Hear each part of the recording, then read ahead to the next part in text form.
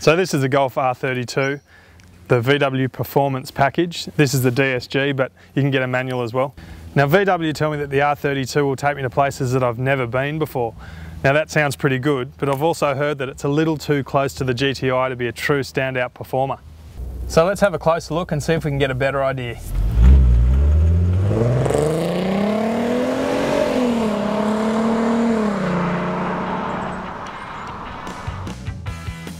As you look around the car, you'll notice that it sits quite low, enhancing that racing car look. 18-inch alloys, a big twin tailpipes, rear roof spoiler and tinted glass also set it apart from the rest of the Golf range. The front grille is unique to the R32. The double aluminium bars and badging give it that prestigious look of a top sports car. The grille stands above these big, deep air intakes and sits between sleek bi-xenon headlamps. But apart from that, it's not that much different to the GTI, and in fact I think the GTI pips it for more aggressive and muscular styling. I really like VW interiors. Everything just seems really tight and clean and fresh. A lot better than most of their Japanese equivalents, that's for sure. Nice tactile dash, everything just feels great and looks great, and there's not too much fluff around. Nice precision watch looking instrument cluster.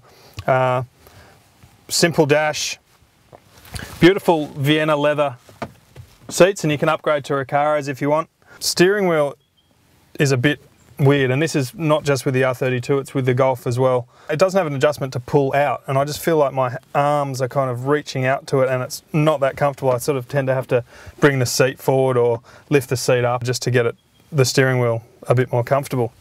As always with VW, you've got nice handy storage compartments here, in here, and down here.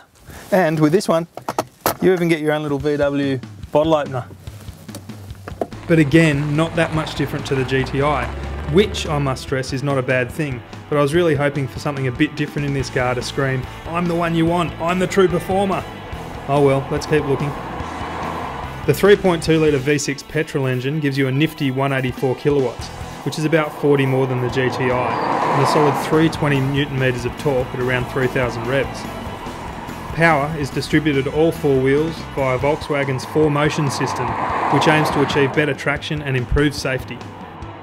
It doesn't give you that thump in the back of your seat that the WRX STI or the Evo does, but they're very different beasts.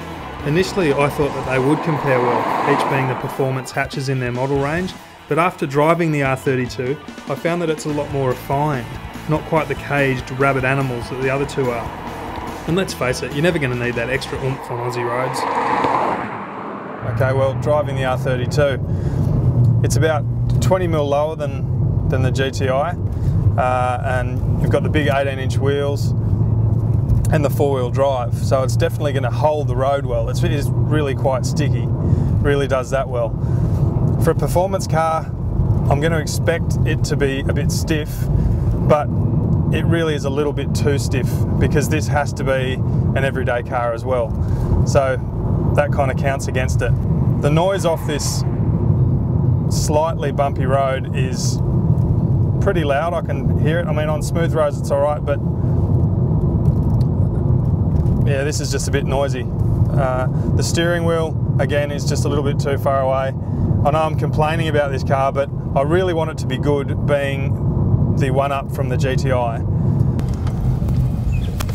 Aha! I have found one thing that sets this car apart. Have a listen to this. Now that's definitely unique to the R32. Personally, I prefer the good old-fashioned gear stick over paddle shift, but VW tells us that you can get 6.2 seconds for the 100 Ks with the DSG, rather than 6.5 with the manual. Well, I could probably take or leave that, but I will welcome the better fuel economy you get with DSG at 9.81 per 100 kilometres. The R32 achieved 5 stars in its Euro NCAP crash testing program and comes standard with ABS, EBS, ESP and a comprehensive airbag package. You can get 3 and 5 door versions of the R32, pricing starts at $54,990. Whenever I mention the R32 to people, everyone always says they wouldn't get it because the GTI is there, they get the GTI instead, and I kind of tend to agree with them on that.